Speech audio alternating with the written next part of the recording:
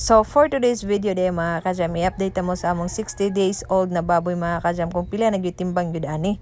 So kani po na akong asawa mga kajam, wa gyud ni siya kagwanta, iha gyud ning gitimbang ning isa ka sakong iyang pinalit nga pagkaon sa baboy. Kay nagtuo siya basi kuno dili daw ni kaabot og 50 kilos ning isa ka sako. Mo nang iha gyud gitimbang na niguro gyud siya.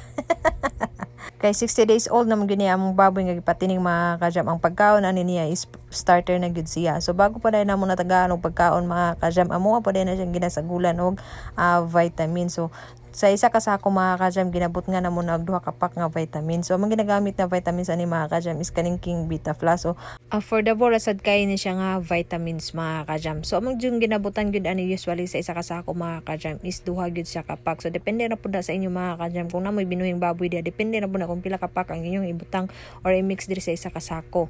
Onya pagkahuman ako butang aning vitamins diri sa feeds mga kajam, kuha na siyang mikos-mikos. Bitaw mga kajam, kuha na siyang i-mix og maayo kay para mahalog yung tong vitamins diri sa pagkaon sa baboy. So pagkahuman sa nakong mix ana mga kajam, ako ara po na ibalik og sulod sa sako. Hasula ba trabaho oy, pero okay ra gyud ang hasol mga kajam og kapoy kay masuklian na gyud na mga kajam, inig baligya sa baboy. Timan-in ninyo.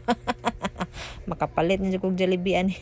Wag tang yung kapoy na ko ani mga kajam. Sakto sad kay karong adlaw mga kajam, ika-60 ka adlaw sa among patining na baboy. So karon amo po ning timbangon aron mabalan pud amo kung pila na gyud ni siya ka kilo, kung pwede na ba ni siya baligya.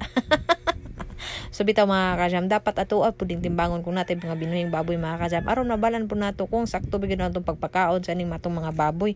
So pagkahuman mga kajam, murag naglisod gyud sila dakop ani mong baboy mga kajam kay hasad gyud ang idlasa. So pagtimbang na mo ani mga kajam, agay ni sakto ra gyud siya 25 kilos, murag pwede na gyud siya ibaligya ba.